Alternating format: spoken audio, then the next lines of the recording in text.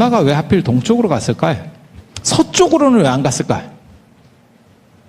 유럽 쪽으로 갔으면 대박이었지 않았을까요? 어때요?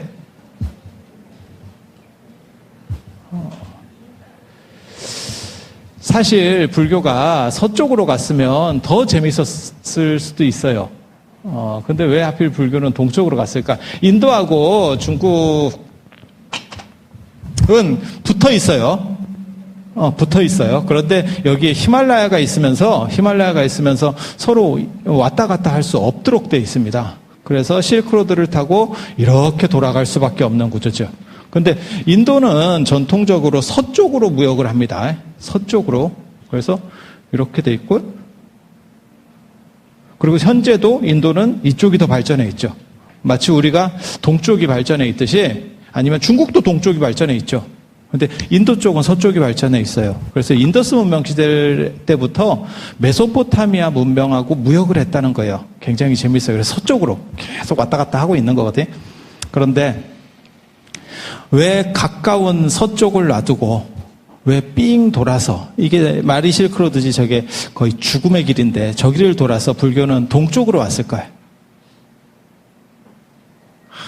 참 그게 진기하지. 만약에 불교가 서쪽으로 갔으면 기독교가 없어졌을 수도 있어요. 불교가 서쪽으로 갔으면. 왜 그런 일이 벌어졌을까? 그리고 이게 가능하다면, 인도가에서 불교가 이쪽으로도 가능하다면 왜 중국에서 중국 유교나 이런 것들은 인도로 못 들어갔을까? 그 역도 가능하잖아요. 왜 그랬을까?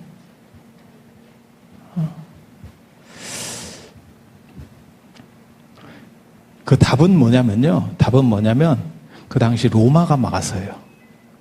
그러니까 히랍 쪽은 문화가 번성했기 때문에 문화적 장벽 때문에 인도나 히랍이나 문화가 비슷해요. 수준이. 그러니까 이쪽으로 들어갈 수가 없었던 거예요. 그리고 중국은 당시에 인도보다 문화가 떨어졌습니다. 아쇼카 왕이 불교를 전파할 때는 놀랍게도 로마에도 불교민들하고 사신을 보냈어요. 로마 쪽으로도 보냈는데 실제로는 로마 쪽에 들어가는 것들은 사신만 갔지, 전법사들만 갔지 흔적이 안 남았어요. 그 얘기는 뭐냐면 문화력이 높기 때문에 튕겨내는 겁니다. 그러면 중국으로는 어떻게 올 수 있었을까? 중국이 우리가 생각할 때는 문화가 굉장히 높다라고 생각하는데 실제로 중국이 문화가 높아지는 거는 나중에 수나라, 당나라 때부터 시작이 돼요. 그리고 그거 불교가 당시에 지배 이데올로기로 올라가면서부터 중국이 발전하지, 그전에는 사실 중국이 그렇게 대단하지 않아요. 그러니까 인도나 로마보다 떨어집니다. 그래서 우리가 이제 착각하는 것 중에 하나가 우리가 조선시대를 거치면서 중국을 너무 크게 보는 거예요. 그래서 중국은 원래 전통적으로 전 세계 최강이었어 라고 생각할지 모르지만 사실 그건 착각이고,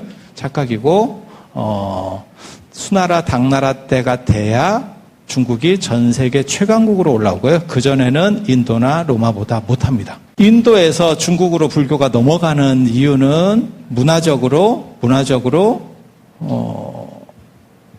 중국이 인도보다 못했기 때문에. 그리고 실제로 당나라 때는 문화가 융성해지면서, 중국이 융성해지면서 인도로 도교를 수출하려고 했었던 일이 있습니다. 현장 스님 기록에 보면 뭐라고 나오냐면 그때 번역을 해서 노자의 도덕경을 번역해서 인도에 수출했다라는 기록이 나옵니다. 그렇지만 인도에서는 그걸 받아들이지 않아요. 그래서 이걸 문화권적 장벽이라고 하는 겁니다. 문화권적 장벽. 그것을 넘어설 수 있느냐 없느냐의 문제예요. 그리고 그거는 경제력하고만 꼭 관련된 것도 아니에요. 그러니까 뭘 생각하시면 되냐면 인도는 영국에 200년 동안 지배를 받았잖아요. 그런데 영국 성공회는 거의 없습니다. 그리고 아시다시피 헐리우드 영화도 못 들어갔고 코카콜라도 제대로 힘을 못 쓰고 스타벅스도 힘을 못 쓰고. 되게 재밌지 않아요? 우리가 일본에 200년 지배를 받았다고 생각을 한번 해보세요. 일본 문화의 잔재가 엄청 많이 남지 않았을까요? 그게 문화권적 장벽이라고 하는 거예요. 문화권적 장벽.